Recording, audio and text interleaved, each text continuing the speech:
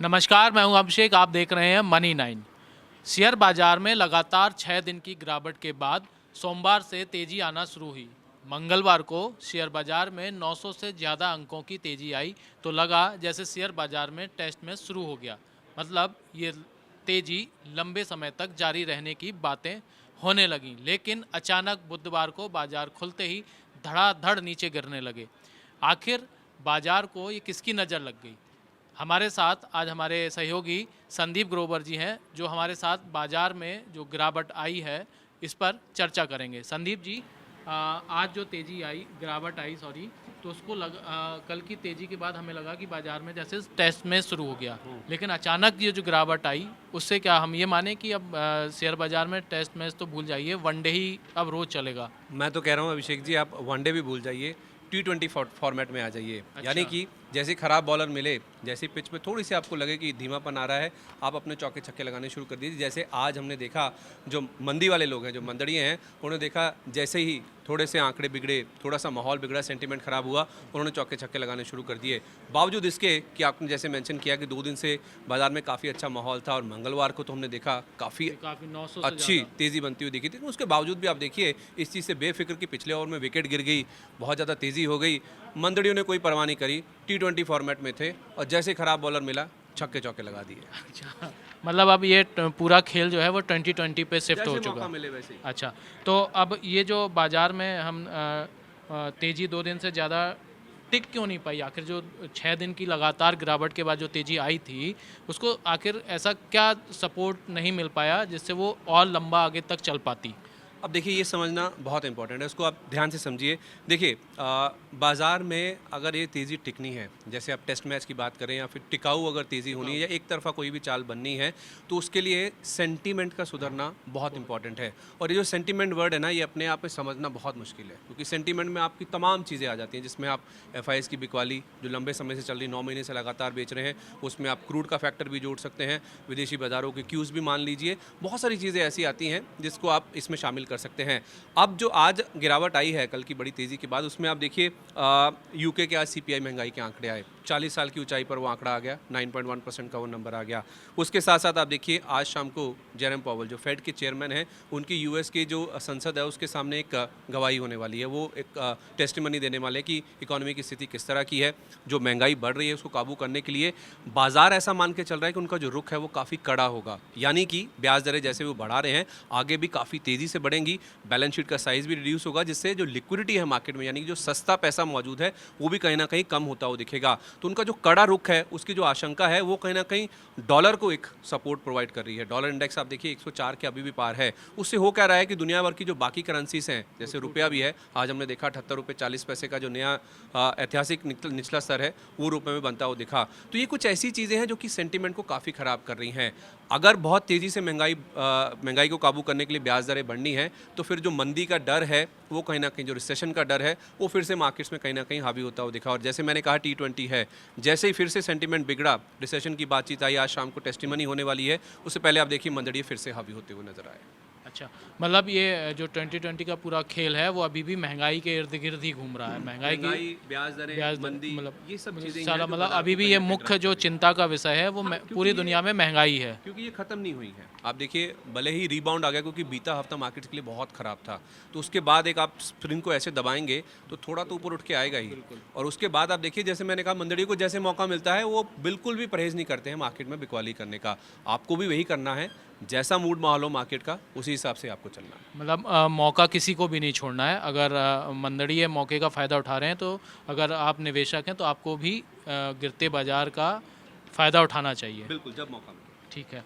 तो अब हम बात करते हैं भारतीय बाज़ारों की। भारतीय बाज़ार के जो मेन ट्रिगर हैं, जिन पे बाज़ार हमारा चलता है, वो एक तो एफआईआई होते हैं और एक क्रूड ऑयल होता है।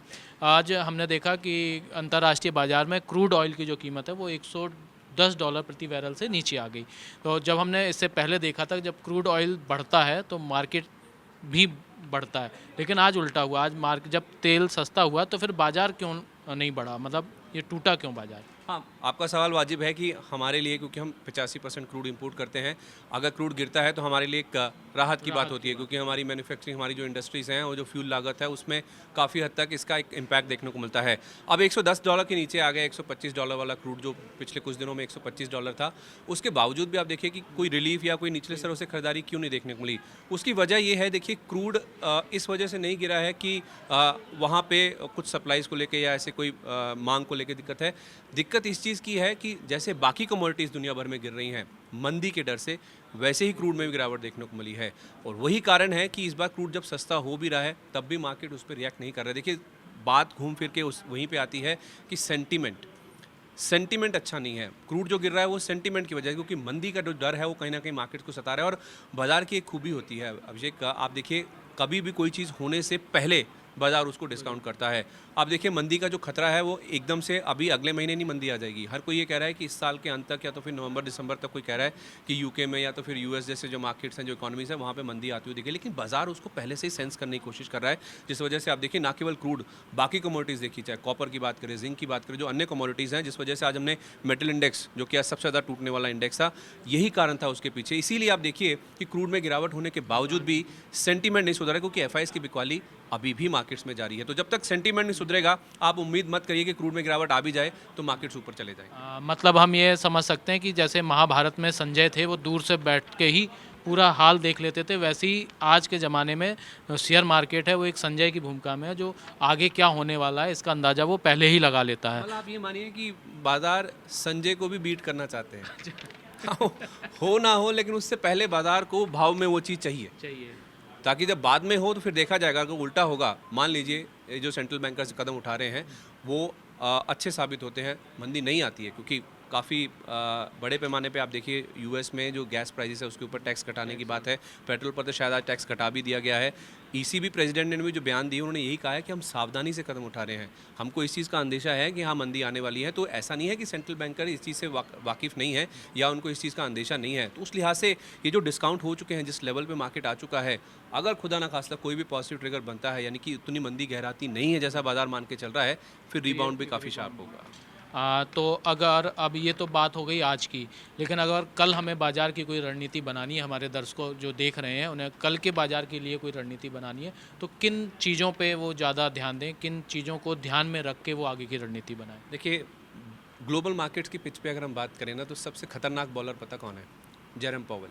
ओके। वो जो गुगली फेंकते हैं ना, उससे बचना किसी भी मार्केट के लिए आसान नहीं है। और आज और कल उनकी यूएस की जो संसद है उसके सामने टेस्टिमनी होने वाली है, यानी कि वो अपना रुख सामने रखने वाले हैं कि महंगाई कितनी दिक्कत है, महंगाई को काबू कर पाना उनके लिए कितनी जटिलता है और उसको वो कितनी सख्ती से डील करेंगे, यानी कि कितनी तेज़ी से ब्याज दरें बढ़ सकती हैं और लिक्विडिटी के ऊपर कितना इम्पैक्ट होता है वो दिखेगा।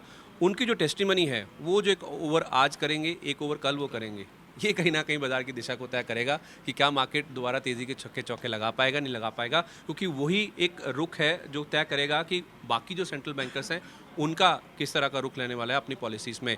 हम भी उसी से क्यूज़ लेते हैं, बाकी दुनिया भर के मार्केट भी उसी से क्यूज़ लेते हैं। अगर उनकी टेस्टिमनी यानी कि उनकी भाषा शैली में कोई भी सख्ती हुई तो फिर आप मान के चलिए कि मंदड़ी फिर से हावी हो सकता है। मतलब अब जो हमारे दर्शक हैं वो पावेल के ओवर पे वैसे ध्यान रखें, जो 2 ओवर एक ओवर आज और एक ओवर जो कल का है उसको ध्यान में रख के ही आगे का अपना जो प्ले करना है उसको ध्यान में रख के पिच पर उतरें। इसीलिए मैं कह रहा हूँ 2020 है, जैसे बॉलर आए आप उसी तरह से ही अपनी तैयारी करें। जब ऐसे बॉलर हों जेरम पॉवेल जैसे, तो आपको पिच से बाहर निकल के छक्के चौके नहीं मारने, तो आप स्टंप आउट हो सकते हैं। तो उस लिहाज से सावधानी से, जब बॉलर काफ़ी तेज़ या आक्रामक होता है तो आपको सावधानी बरतनी चाहिए। ऐसा किसी भी खेल का नियम है, तो यहाँ तो आपके फिर पैसे लगे हुए हैं। एक और आज हम बाज़ार में एक उल्टी गंगा बहती हुई देख रहे हैं। पिछले बार भी हमने देखा था कि जब बाज़ार चढ़ता है तो LIC जो सबसे बड़ा IPO लेकर आई है भारत में, उसका शेयर गिरता है। लेकिन आज उल्टा हम देख रहे हैं कि जब बाज़ार गिर रहा है तो LIC का जो शेयर है वो 3 दिन से लगातार चढ़ रहा है।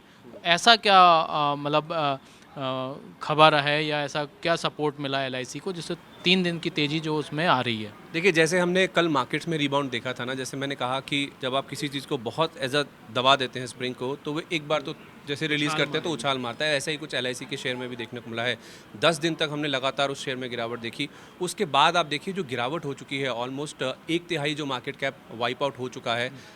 6 लाख करोड़ के आसपास था, वो 4.5 लाख करोड़ के भी नीचे चला गया। उसके बाद अब ब्रोकर्स मान रहे हैं कि शायद इनके जो वैल्यूएशंस हैं, अब इन लेवल्स के आसपास देखें तो अट्रैक्टिव हो गए हैं।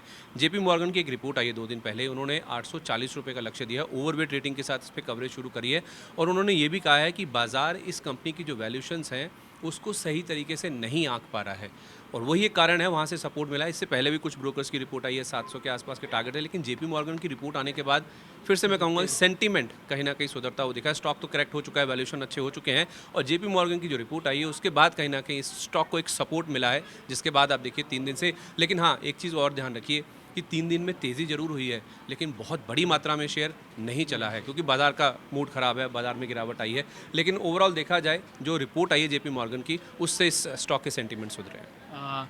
तो आपने सुना, संदीप जी ने बताया कि इस समय बाजार में 2020 का मैच चल रहा है, तो आप भी इस 2020 मैच में जैसा ओवर हो वैसे ही आपको अपना प्ले खेलना है, अपना आपको वैसे ही बल्ला घुमाना है। इस बात का ध्यान रखें और ऐसे ही शेयर बाजार से जुड़ी और खबरों को देखने के लिए प्लीज़ हमारे यूट्यूब चैनल मनी 9 को सब्सक्राइब करें।